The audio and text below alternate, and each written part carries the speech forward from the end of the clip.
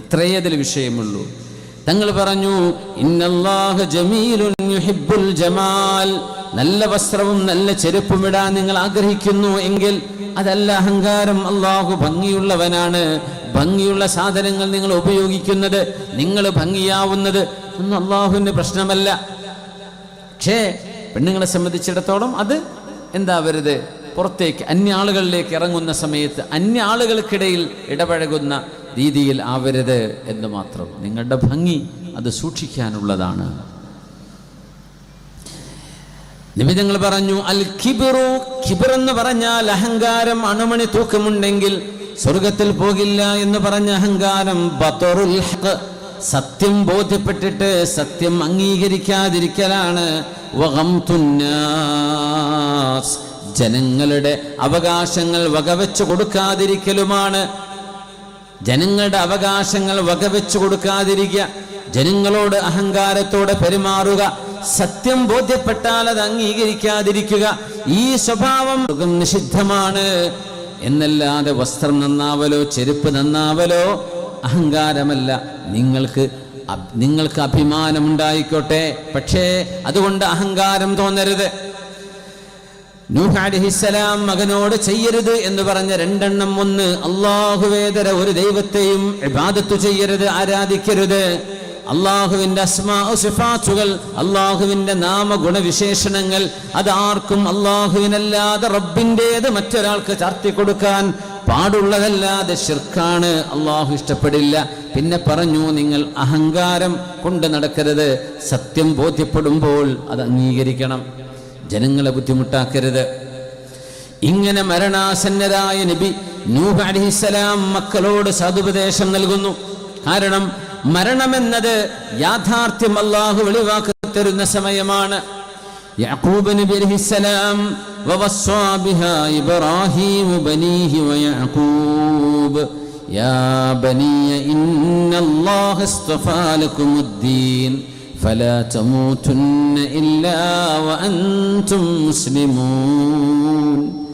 ഇബ്രാഹിം നബി അലൈഹിസ്സലാം 200 വയസ്സുള്ളപ്പോഴാണ് വസിയത്ത് ചെയ്യുന്നത്, മരണപ്പെടുന്നത്. 200-ാമത്തെ വയസ്സിലാണ് ഇബ്രാഹിം അലൈഹിസ്സലാം വഫാത്താകുന്നത്. ഇബ്രാഹിം നബി കിടക്കുന്നത്, വിശ്രമിക്കുന്നത്, മഹാനോടെ ഖബറുള്ളത് ഫലസ്തീനിലാണ്, നമ്മുടെ ഖലീലിലാണ്, ഹിബ്രോൺ. ഇബ്രാഹിം നബി അലൈഹിസ്സലാം ഇത് തന്നെയാണ് യാക്കൂബ് നബി അലൈഹിസ്സലാമും. യാക്കൂബ് നബി ഇബ്രാഹിം നബിയും, ഇബ്രാഹിം നബിന്റെ പേരക്കുട്ടിയാണ് യാക്കൂബ് നബി. ആ യാക്കൂബ് നബീന്റെ മറ്റൊരു പേരാണ് ഇസ്രായീൽ എന്ന് പറയുന്നത്. അതുകൊണ്ട് യാ ബനി ഇസ്രായീല, ഇസ്രായേൽ മക്കളെ എന്ന് ഖുർആൻ വിളിക്കുന്നത് യാക്കൂബ് നബിന്റെ മക്കളെ, യാക്കൂബ് നബിന്റെ മക്കളിലൂടെ ലോകത്ത് വന്നവരെ എന്ന് പഠിപ്പിക്കാനാണ്. യാക്കൂബ് നബിയും മക്കളോട് പറഞ്ഞു, യാ ബനിയ, എൻ്റെ മക്കളെ, ഇന്നല്ലാഹ ഇസ്തഫാ ലക്കുമുദ്ദീൻ, അല്ലാഹു നിങ്ങൾക്ക് പടച്ചവനെ മനസ്സിലാക്കാനും ആരാധിക്കാനുമുള്ള ഒരു ദീൻ, വിശുദ്ധ ഇസ്ലാം അല്ലാഹു നിങ്ങൾക്ക് തെരഞ്ഞെടുത്തു തന്നിരിക്കുന്നു. ഫലാ തമൂതുന്ന ഇല്ലാ വഅൻതും മുസ്ലിമൂൻ, അതുകൊണ്ട് നിങ്ങൾ മരിക്കുന്ന നേരം മുസ്ലിമായിട്ട് മരിക്കണം, യുക്തിവാദിയായിട്ട് മരിക്കരുത്, നിരീശ്വരവാദിയായി പോകരുത് എന്ന് പ്രവാചകൻ ഇബ്രാഹിം നബിയും യാക്കൂബ് നബി അലൈഹിസ്സലാമും മക്കളെ ഉപദേശിച്ചു എന്ന് വിശുദ്ധമായ ഖുർആൻ. കാരണം മരണസമയത്താണ് യാഥാർത്ഥ്യങ്ങൾ മുന്നോട്ട് വരുന്നത്. അല്ലാഹു തആല ആ മരണം അല്ലാഹു നമുക്ക് എളുപ്പമാക്കി തരട്ടെ. ഹബീബുനാ റസൂലുള്ളാഹ് സ്വല്ലല്ലാഹു അലൈഹി വസല്ലമ തങ്ങൾ ചെയ്ത വസിയത്തുകളുണ്ട്. തങ്ങൾ വഫാത്താകാനുള്ള ആ അടുത്ത സമയം തങ്ങൾ ചെയ്ത ചില വസിയത്തുകളുണ്ട്. ഒരുപാട് വസിയത്തുകളുണ്ട്. അതിൽ വളരെ പ്രസക്തമായത് മാത്രം നമ്മൾ ചർച്ച ചെയ്യുകയാണ്. ലാ യജ്തമിഉ ഫീ ജസീറത്തിൽ അറബി ദീനാൻ. ഹബീബായ നബി തങ്ങൾ പറയുകയായിരുന്നു, അള്ളാഹുവിൻ്റെ സന്ദേശം ലോകത്തിന് കൈമാറാൻ വന്ന അന്ത്യപ്രവാചകരാണ് പുണ്യനബി സ്വല്ലല്ലാഹു അലൈഹി വസല്ലം.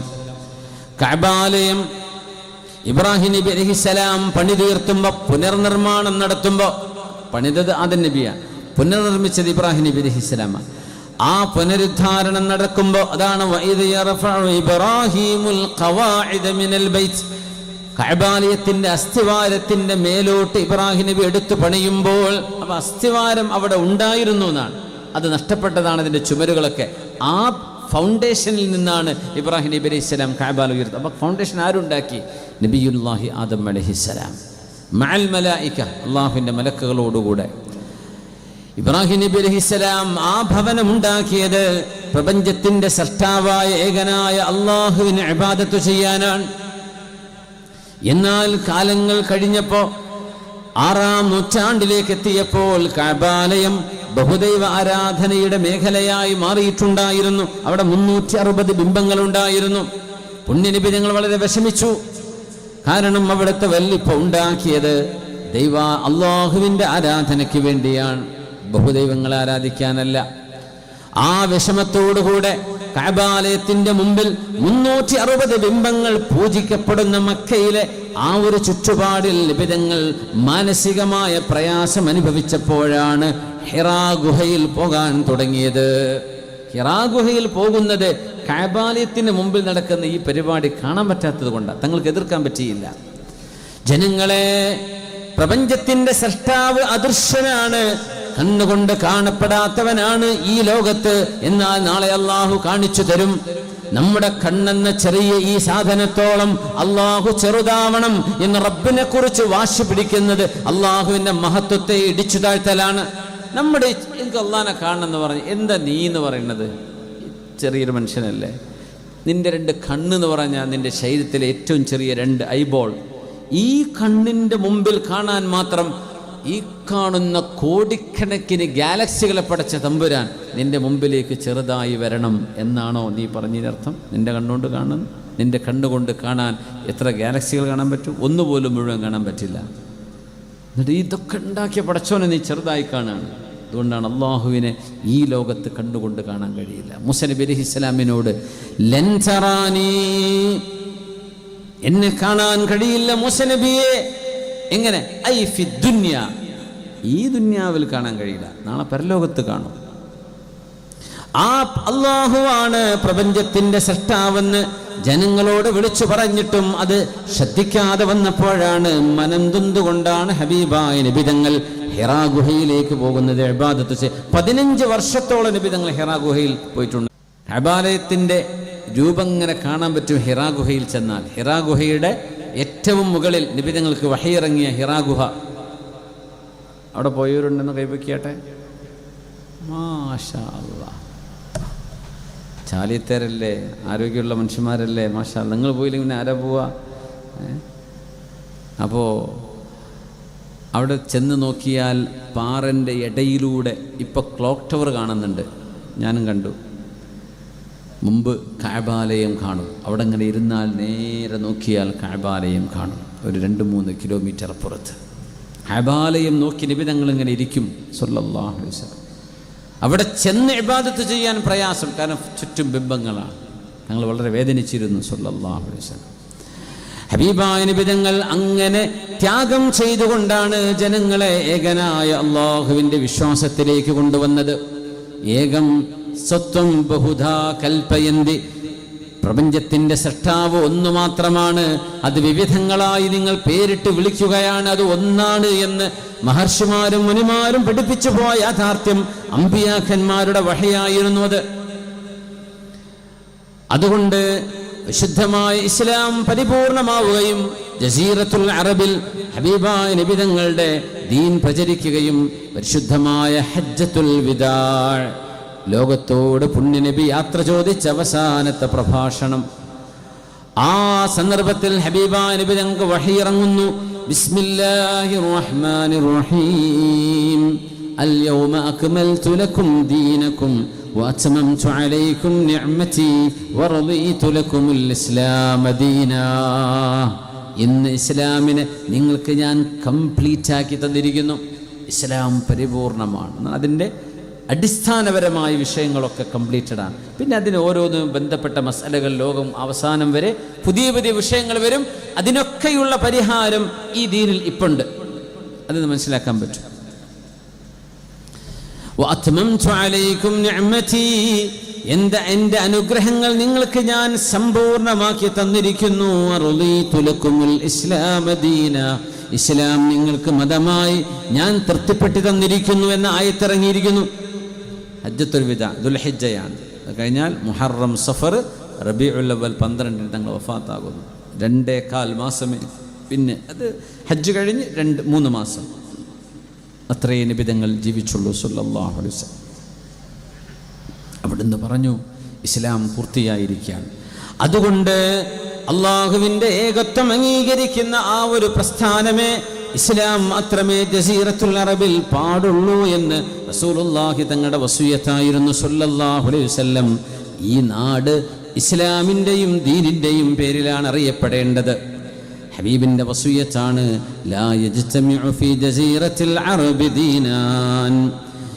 അതുമാത്രമല്ല ഇസ്ലാമിൻ്റെ ആരംഭം അവിടെയാണ്, അതിൻ്റെ വളർച്ചയും അവിടെയാണ്. മക്കയിൽ നിന്ന് ആരംഭിച്ച് മദീനയിൽ നിന്ന് വളർന്ന് ഇനി ലോകാവസാനമാകുമ്പോൾ ദീനിൻ്റെ അടയാളങ്ങൾ ലോകത്തുനിന്ന് തേഞ്ഞുമാഞ്ഞ് ഇല്ലാതെയായി മക്കയിലും മദീനത്തേക്കും മാത്രം ദീൻ ഒതുങ്ങുന്ന സമയം വരുമെന്ന് റസൂലുള്ളാഹി സ്വല്ലല്ലാഹു അലൈഹി വസല്ലം.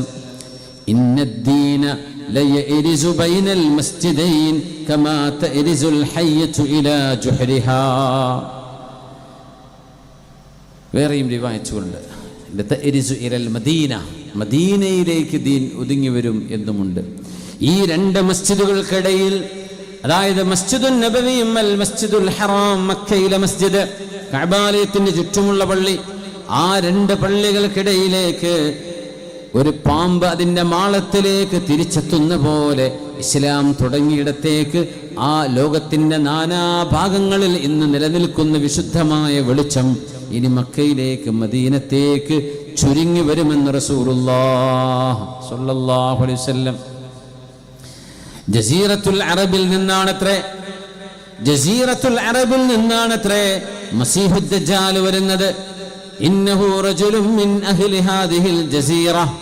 ഈ ഒരു അറേബ്യൻ ഉപഭൂഖണ്ഡ, അറേബ്യൻ പെനിൻസുല, ആ ഉപഭൂഖണ്ഡത്തിന്റെ ഒരു ഭാഗത്ത് നിന്നാണ് മസീഹുദ് ദജ്ജാൽ വരുന്നത്. പുണ്യനബി തങ്ങൾ പറഞ്ഞു സ്വഹീഹുൽ ബുഖാരിയിൽ ഹദീസ്, ഇന്നൽ മസീഹദ് ദജ്ജാൽ അന്നൽ മസീഹദ് ദജ്ജാൽ യദ്ഖുലു കുല്ല ബലദിൻ ഇല്ലാ മക്കത വൽ മദീന. മക്കയിലേക്കും മദീനയിലേക്കും ഒഴികെ ലോകത്തിന്റെ എല്ലാ നഗരങ്ങളിലേക്കും മസീഹുദ് ദജ്ജാൽ വരുമെന്ന് റസൂലുള്ളാഹി സ്വല്ലല്ലാഹു അലൈഹി വസല്ലം. മദീനയുടെ അരികത്തേക്ക് അവൻ എത്തുമ്പോൾ ജലസ ഫീ ബഅൽ സിബാഖി ഫർതജ്ജത്തിൽ മദീന. മദീനയുടെ അരികത്തേക്ക് എത്തുന്ന പരിസരങ്ങളിൽ അവൻ വന്നിരിക്കുമ്പോഴേക്കും മദീനയിലൊരു ഭൂകമ്പം ഉണ്ടാകും. ഔ റജഫത 3 ഭൂകമ്പങ്ങൾ മദീനയിൽ ഉണ്ടാകും.